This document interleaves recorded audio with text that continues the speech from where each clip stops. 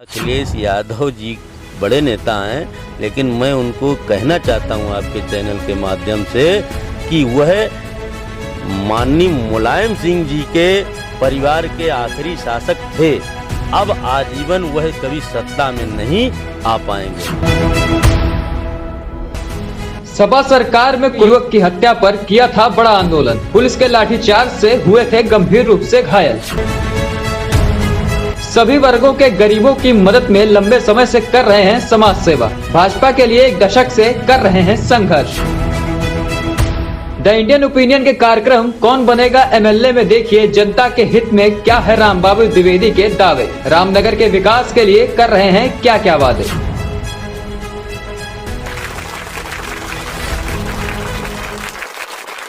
वैसे तो पिछले कुछ दशकों में राजनीति का रंग रूप बदला है, लेकिन अभी भी कुछ लोगों के लिए राजनीति एक तपस्या के जैसे है, जहां पर उन्हें मीठे फल यानी मुनाफा फ़ायदा न मिले, लेकिन वो लगे रहते हैं अपने दल के लिए, विचारधारा के लिए, अपनी नीतियों के लिए। ऐसे ही हैं बाराबंकी में रामबाबू द्विवेदी, जिन्हें पूरा जनपद जानता है, प्रदेश के लोग भी जानते हैं, और ख़ास तौर पर बाराबंकी की रामनगर विधानसभा से उनका एक गहरा रिश्ता है। यहाँ पर 1 दशक से अधिक समय से वो सक्रिय हैं, लोगों के सुख दुख के साथी हैं, लोगों के लिए लाठियाँ भी खाई। और हमारे साथ मौजूद हैं इस समय रामबाबू द्विवेदी। रामबाबू जी, आपका बहुत बहुत स्वागत है द इंडियन ओपिनियन में। बीजेपी में जो आपका सफ़र रहा, हम सबसे पहले जानना चाहेंगे कि बीजेपी से कैसे जुड़े, और बीजेपी से जुड़ने के बाद लगातार जो इधर कई वर्षों का एक लंबा आपका बीजेपी के साथ रहा, उसमें खट्टे मीठे अनुभव क्या रहे? देखिए, बीजेपी क्या, हम लोग संघ परिवार से जुड़े थे। हमारे गांव में शाखा लगती थी, तो हम उस समय, हमको याद है, हम कक्षा 9 में पढ़ते थे, तो उस समय से हम शाखा में जाया करते थे, शाखा लगाते थे 9-10। तो धीरे धीरे इसी तरीके से जो है संघ परिवार से जुड़ने के नाते बीजेपी से हम लोग जुड़ गए। बाराबंकी में आप कई वर्षों से सक्रिय हैं, बल्कि 1 दशक आपका, खासतौर पर रामनगर जो विधानसभा है, रामनगर विधानसभा में लोगों को याद है कि जब समाजवादी पार्टी की सरकार थी तो यहाँ पर जनता के मुद्दों को लेकर आपने एक बड़ा प्रदर्शन भी किया था, जिसमें लाठीचार्ज हुआ, आपको भी काफ़ी चोटें आई, आप घायल हुए, एडमिट हुए। तो जो संघर्ष रहा जनता के लिए, उनमें कौन से वो पड़ाव रहे, कैसी वो घटनाएँ रहीं जो आज भी याद आती हैं और जिनको लेकर मन में विचार आता है कि कुछ जनता के लिए कुछ बड़े फैसले लिए आपने? देखिए, समाजवादी पार्टी की सरकार सत्ता में थी और रामनगर से सत्ता में एक वरिष्ठ मंत्री, पावरफुल मंत्री थे। यहाँ पर विशेष समुदाय के लोगों ने, एक गरीब विनोद वर्मा, गरीब परिवार का व्यक्ति था, गरीब परिवार का मछुआरा, तालाब से संबंधित कार्य करता था, तो उसको पीट कर, तालाब की मछली पकड़ने के नाते उसको पीट कर मार डाला। और उसमें उनके परिजन लगातार मंत्री जी के पास गए, और एक बड़े नेता के पूर्व मंत्री हैं, उनके पास भी लोग गए, उनसे भी गुहार लगाई कि हमारी एफआईआर नहीं दर्ज हो रही है, हमारी एफआईआर दर्ज हो और उन लोगों पर कार्रवाई हो, हमको न्याय मिले। तो वह व्यक्ति, थाने में उसकी एफआईआर नहीं हुई, अस्पताल पहुंचने पर उसकी डेथ हो गई, मर गया। और उसके बाद जब सब जगह से हताश हो गया, तब वह हमसे पीड़ित परिवार मिला, उसने कहा भैया हमारी एफआईआर नहीं हो रही। तो हम लोग एक ग्राम सभा रामनगर के घवकरिया में कुछ एक चौपाल के माध्यम से चर्चा कर रहे थे लोगों में। उसी समय उनके लोग आए, उन्होंने कहा कि भैया ऐसे ऐसे हमको न्याय मिलना चाहिए।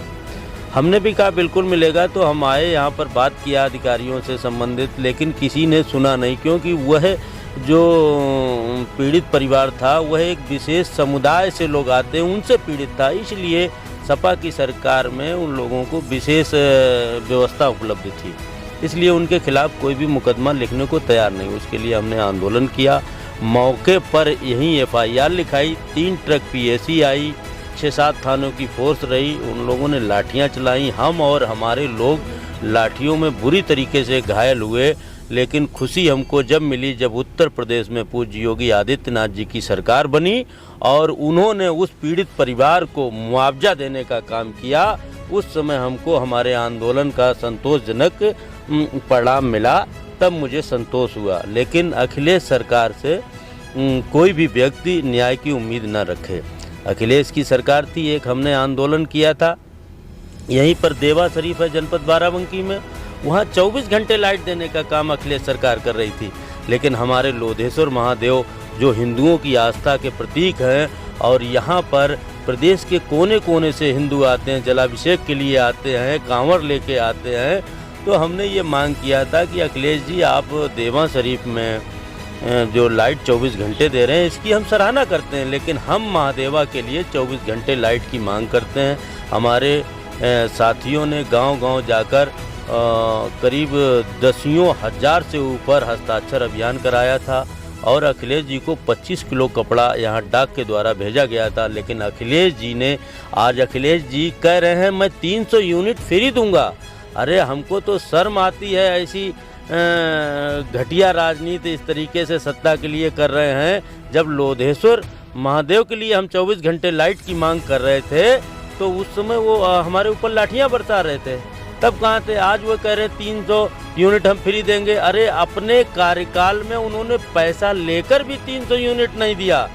किसी भी गांव में किसी भी उपभोक्ता को 300 यूनिट बिजली नहीं मिलती थी, जबकि वो भुगतान भी करता था। आज वो फ्री बिजली की बात कर रहे हैं। तो ये सब चुनावी मुद्दे हैं, चुनाव के लिए। अच्छा राम बाबू जी, क्या आप मानते हैं, आपने अभी एक मुद्दा उठाया कि साहब अखिलेश यादव भेदभाव करते हैं, क्या ये सच है? अखिलेश यादव हिंदू मुसलमानों में भेदभाव करते हैं? समाजवादी पार्टी हिंदू और मुसलमानों में भेदभाव करती है, एक जैसा समान व्यवहार नहीं करती? देखिए यह जग जाहिर है, यह अगर इस पे ये सभी लोग जानते हैं, जनता जानती है। आप बताइए कि वह कब्रिस्तान की बाउंड्री बनवाने में पैसा व्यय कर रहे थे, शमशान में क्यों नहीं व्यय कर रहे थे? उन्होंने कहा था कि हम मुस्लिम समुदाय की बेटियों को 30,000 रुपये देने का कार्य करेंगे। उन्होंने ये क्यों नहीं कहा कि क्या यादव परिवार की हमारी बहनें नहीं हो सकती थीं, वह लाभार्थी नहीं हो सकती थीं? ये घटना नहीं, अनेकों अनेक ऐसी घटनाएं हैं जो यह दर्शाती हैं कि हिंदुओं में उनकी आस्था नहीं, वह भगवान श्री राम को नहीं मानते हैं। आजकल मंदिर मंदिर घूम रहे हैं। उन्हीं की सरकार में, मुलायम सिंह जी की सरकार में राम भक्तों पर गोलियां चलवाईं, तो मैं कैसे मान लूं कि वह हिंदुओं में आस्था रखते हैं अपनी? हमारी दृष्टि में और जनता की दृष्टि में वह हिंदुओं से दूर दूर तक कोई भी आस्था नहीं रखते हैं और ना वह हिंदू धर्म को मानते हैं, ना वह हिंदू के जो आस्था के प्रतीक हैं हमारे देवालय हैं, अगर वह मानते होते तो देवा में 24 घंटे लाइट दे रहे थे, महादेवा में क्यों नहीं दी उन्होंने? तो ये जग जाहिर है, ये सब सर्वविदित है। रामनगर विधानसभा में आप लगभग 10 वर्षों से तैयारी कर रहे हैं। आप पिछली बार भी आपने बहुत यहाँ पर काम किया, मेहनत की और आप चुनाव लड़ना चाह रहे थे और लेकिन टिकट नहीं मिला आपको। तो रामनगर में इस बार भी आप प्रयासरत हैं। रामनगर के मुद्दे, रामनगर की समस्याएं क्या हैं, वो विषय कौन से हैं जनता के हित के जो आपके संज्ञान में हैं, जिनका आपने अध्ययन किया हो, जिन पर काम करने की यहाँ ज़रूरत है? देखिए, लोकतंत्र में चुनाव लड़ने की इच्छा रखना, राजनीतिक दल में कार्यकर्ता होने के नाते चुनाव लड़ने की इच्छा रखना होना चाहिए, इच्छाएं ज़रूर होनी चाहिए। और हम लोग एक विचारधारा से जुड़े हैं, भारतीय जनता पार्टी की विचारधारा से जुड़े हैं। हम लोगों के लिए सबसे पहले देश है, बाद में पार्टी है। तो हम लोग राष्ट्र नीति से जुड़े हैं, इसी के लिए हम लोग भारतीय जनता पार्टी में टिकट नहीं मिला, उसका मलाल नहीं है हमको किसी भी प्रकार से। लेकिन हमारी सरकार बनी, हमारे संघर्षों से हमारी सरकार बनी। आज जो प्रदेश के और देश के तमाम गरीबों को मुफ्त में अनाज मिल रहा है, तमाम किसान भाइयों के पीएम किसान निधि के माध्यम से जो उनको राहत मिल रही है, तमाम हमारे छोटे छोटे बच्चे जो स्कूल में जाते हैं उनको 1100 रुपये स्वेटर और मोजा और जूता इत्यादि के लिए मिल रहा है, सीधे लाभार्थियों खाते में पहुंच रहा है। यह सब अगर हमारी सरकार नहीं आती तो यह सब संभव नहीं होता है। देखिए, हम लोग पंडित दीनदयाल उपाध्याय जी के विचारों को लेकर आगे चलते हैं, अंत्योदय को लेकर आगे चलते हैं। अंतिम व्यक्ति का उदय कैसे हो, इस पर हमारी सरकार पूज्य योगी आदित्यनाथ जी की और माननीय मोदी जी की सरकार अंत्योदय पर काम कर रही। अंतिम व्यक्ति का उदय कैसे होगा, इस पर हम लोग काम कर रहे हैं। और रही बात अगर रामनगर में हमारे क्या क्या सपने हैं, क्या हो सकता है, तो इसके निमित्त सबसे पहले हम लोगों ने जो सपा और बसपा की सरकार में किसानों का जो चीनी मिल बंद करने का काम किया गया था, कोविड के कारण इस बार यह चालू नहीं हो पाया, लेकिन सरकार बनते ही सबसे पहले काम अगर रामनगर विधानसभा में होगा तो यहाँ की गन्ना चीनी मिल चालू होने का कार्य होगा। दूसरा एक सबसे बड़ा विषय यह है कि यहाँ पर महाभारत कालीन पारिजात का वृक्ष है जो विश्व में इकलौता वृक्ष है, और यहाँ पर महाभारत कालीन कुंतेश्वर महादेव का मंदिर है जहाँ पर आज भी डेली पूजा अर्चना हो जाती है पट बंद होने के बावजूद भी। तो और लोधेश्वर महादेव है। तो हमारा जो दूसरा सपना है कि महादेवा को हम लोग आउटर रिंग रोड करके डबल लाइन से कुंतेश्वर और बाबा कुटवा धाम पारिजात को जोड़ना, यह दूसरा हमारा सबसे बड़ा लक्ष्य होगा। हमारा एक सोच थी, सरकार ने उस पर अग्रसर भी हो गई हैं। महादेवा प्रांगण को, महादेवा मंदिर को पर्यटन में शामिल कराना, इस पर हम लोगों ने आगे माननीय मंत्री जी ने इसको प्रोसेस भी ले लिया है। शीघ्र ही महादेवा मंदिर को जो है पर्यटन में शामिल किया जाएगा। आगे बगहर झील है, उसके लिए भी कुछ फंड जारी हो चुका है, लेकिन हमारा सपना है कि बगहर झील को पश्चिमी बिहार में तब्दील कराना और उसका प्रदेश स्तरीय सौंदर्यीकरण कराना, यह भी हमारा लक्ष्य होगा और इस पर हम काम करेंगे। हमारी सरकार बनेगी तो विधायक कोई भी हो, लेकिन हम लोग इस पे काम करेंगे और इसको सौंदर्यीकरण कराएंगे। और सबसे बड़ा विषय रामनगर क्षेत्र का है, तराई बेल्ट है, घाघरा के किनारा है और बाढ़ पीड़ितों की संख्या यहाँ समथिंग 900 से 1000 परिवार ऐसे हैं जो हर बार बाढ़ की चपेट में आ जाते हैं। उनको अपना आवास दिलाकर सुरक्षित स्थान पर यह समस्या जड़ से समाप्त करने का बहुत बड़ा ये सपना है और यह शीघ्र बाबा लोधेश्वर चाहेंगे तो इसको शीघ्र पूरा किया जाएगा। आजीवन यह समस्या लोगों की समाप्त हो जाएगी एक ही बार में। राम बाबू जी, रोजगार के क्षेत्र में भी आपका रामनगर बहुत पीछे है। यहाँ के युवाओं को दूसरे शहरों में जाके मजदूरी करनी पड़ती है। यहाँ पर 3 जनपदों का ये आसपास का बॉर्डर का एरिया है। ये बगल में गोंडा भी है, बहराइच भी है, बाराबंकी है और लखनऊ हाईवे से भी जुड़ा हुआ है। तो यहाँ पर कोई इंडस्ट्रियल एरिया यहाँ पर नहीं डेवलप हो पाया जिससे उद्योग लगें, लोकल जो यहाँ के युवा हैं उन्हें रोज़गार मिले। उच्च शिक्षा के लिए, अच्छे इलाज के लिए भी लखनऊ भागना पड़ता है युवाओं को। तो उच्च शिक्षा के क्षेत्र में यहाँ पर ज़रूरतें हैं, अच्छे अस्पतालों की ज़रूरतें हैं जिससे इलाज के लिए लोगों को दूर न जाना पड़े। तो इन विषयों पर आपका क्या ध्यान है और कैसे इस पर आप सोचते हैं क्या काम करने की ज़रूरत है? जहाँ तक रोजगार का विषय है तो हमारी उत्तर प्रदेश की सरकार ने अपने कार्यकाल में अब तक 4,72,000 से अधिक सरकारी नौकरियां देने का कार्य किया है, जो डाटा बताता है। आप इसको चेक कर लीजिएगा। और दूसरा मैंने अभी विषय बोला था कि सबसे पहली प्राथमिकता हमारी होगी कि यहाँ के बुढ़वल चीनी मिल को चालू करना। जब यहाँ का बुढ़वल मिल चालू होगा तो मैक्सिमम परिवार कहीं न कहीं उससे रोज़गार से जुड़ेंगे। किसी को नौकरी मिलेगी, किसी को व्यवसाय मिलेगा और तमाम जो एक इस क्षेत्र के लोगों के लिए पार्टिकुलर यह वरदान होगा। और दूसरा विषय आपने मेडिकल कॉलेज और उसका बताया, तो हमारी उत्तर प्रदेश की योगी आदित्यनाथ जी की सरकार ने प्रत्येक ज़िले में राजकीय मेडिकल कॉलेज का संकल्प लिया है। अब तक 29 राजकीय मेडिकल कॉलेज लगभग सरकार ने तैयार कर दिए हैं।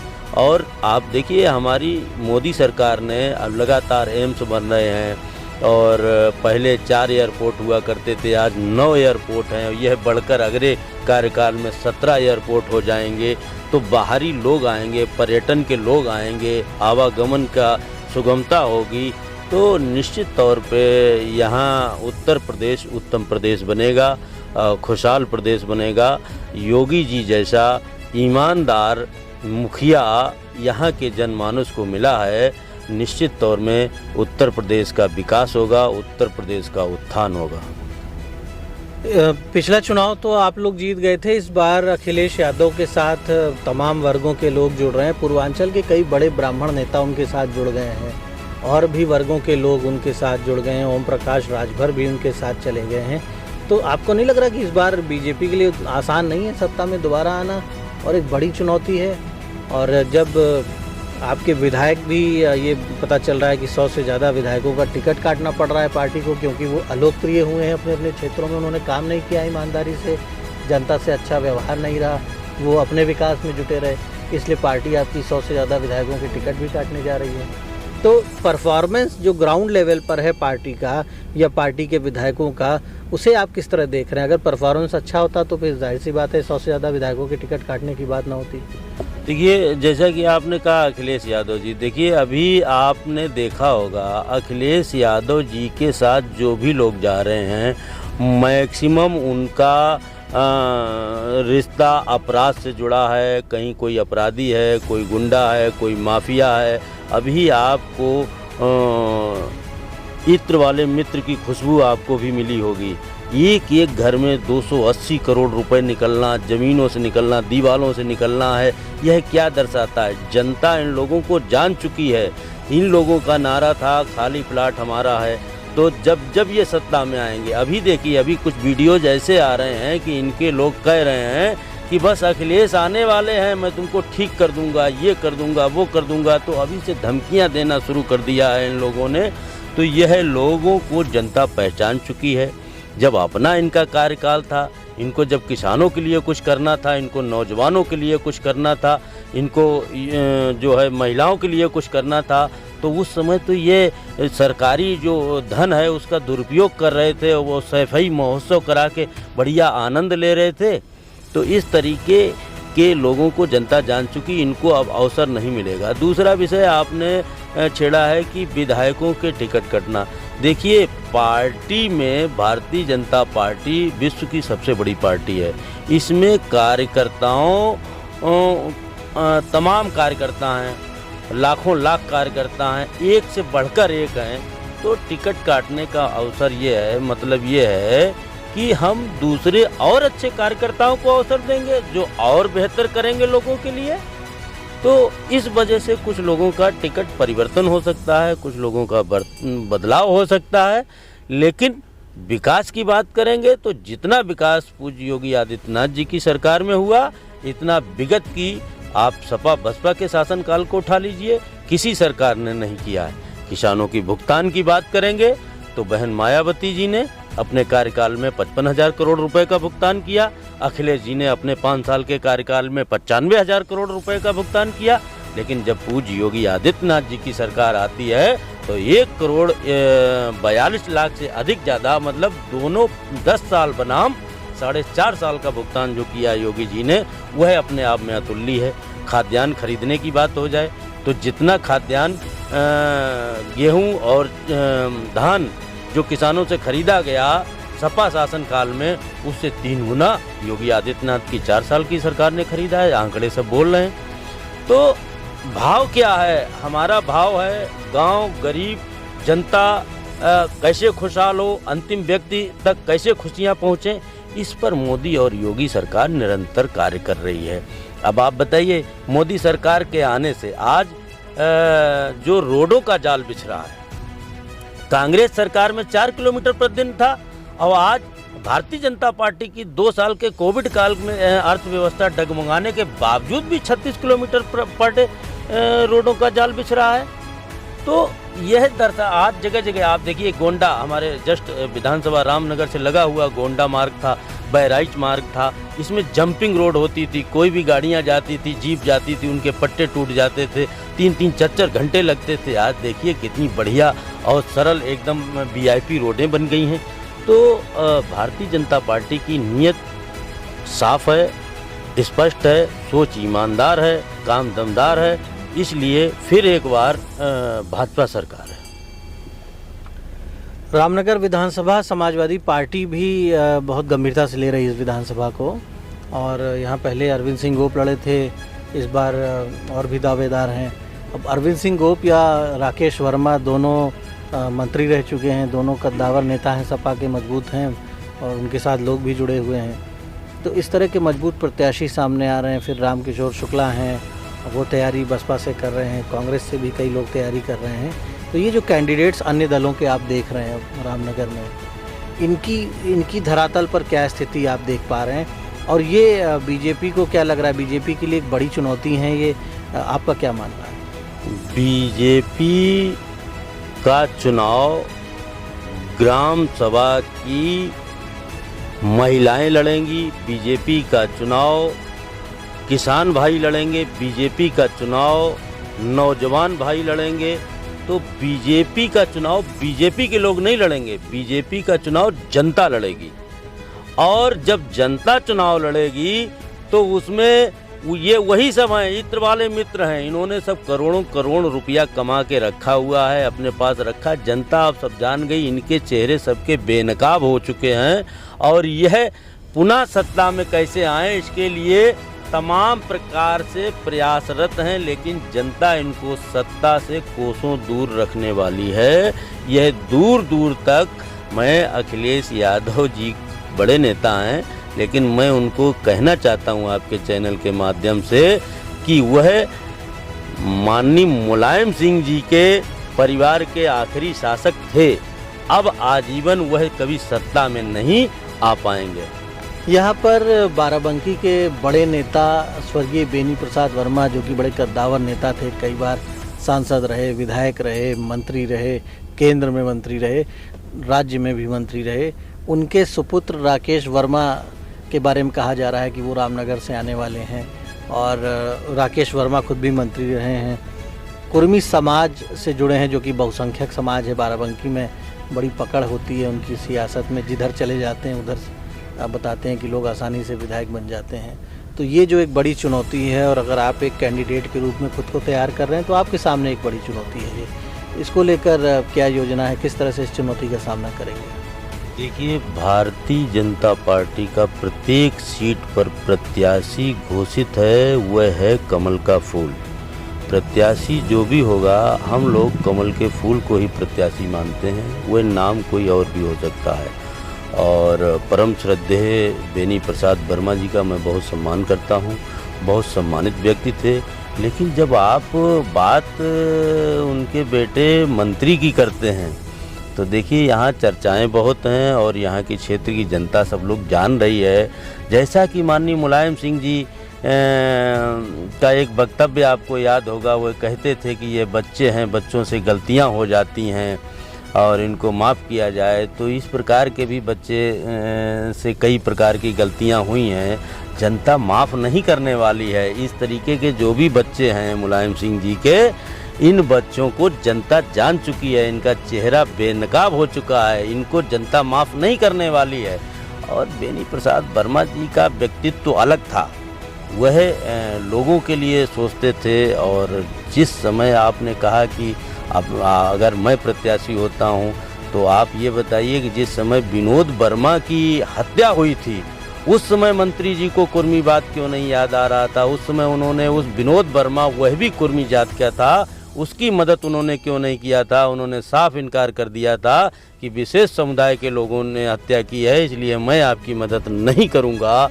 तो उस समय उनका कुर्मी बात कहाँ गया था?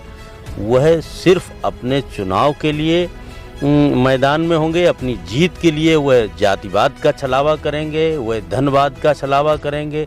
तमाम प्रकार से यहाँ तमाम पीड़ित परिवार हैं, वह सब चुनाव में बताएंगे। उसी मुलायम सिंह जी के बच्चे को जिसने लगातार गलतियाँ की हैं, उसको जनता नहीं माफ़ करेगी। मुलायम सिंह जी माफ़ कर सकते हैं, अखिलेश यादव जी माफ़ कर सकते हैं, जनता कैसे माफ़ करेगी? जनता तो चुनाव में जब बटन दबाने जाएगी तो उसको याद होगा सारी चीज़ें, सारी घटनाओं पे उसका फोकस होगा। वह राष्ट्र हित में अपना मतदान करेगा। वह जो गरीबों के लिए काम कर रहे हैं, पूज्य योगी आदित्यनाथ जी और मोदी जी, उनके नाम पर वोट होगा, उनके नाम पे बटन दबाया जाएगा। तो एक बड़ी भविष्यवाणी भी इन्होंने की है, और इनकी बात भविष्य में कितनी सार्थक होगी, कितनी कायम रहेगी, ये तो निर्णय जनता लेगी। लेकिन राम बाबू द्विवेदी का मनोबल ऊंचा है, और इनको मौका यदि मिलता है रामनगर विधानसभा से चुनाव लड़ने का, तो विकास की योजनाएं भी हैं इनके पास, क्षेत्र की समस्याओं से भी ये वाकिफ़ हैं कि क्या डिमांड्स हैं इस क्षेत्र में, क्या होना चाहिए, क्या नहीं होना चाहिए, किस तरह के चैलेंजेस हैं रामनगर में, और रामनगर के विकास में जो बाधाएं हैं उन बाधाओं को दूर करने का एक पूरा एक योजना के साथ ये आगे बढ़ रहे हैं और 10 सालों से लगभग इस क्षेत्र में तैयारी कर रहे हैं। अब ये देखने वाली बात होगी कि इनकी पार्टी क्या फ़ैसला लेती है, लेकिन विपक्षी दलों के लिए भी इनके हौसले बुलंद हैं और मजबूत जवाब के साथ ये आगे बढ़ रहे हैं। इनका कहना है कि कोई भी इनकी पार्टी से चुनाव लड़े, कोई भी इनकी पार्टी से मैदान में आए, उसको चुनाव जितवाएंगे और बीजेपी की ही सरकार एक बार फिर ये बनवाएंगे, ऐसा इनका दावा है।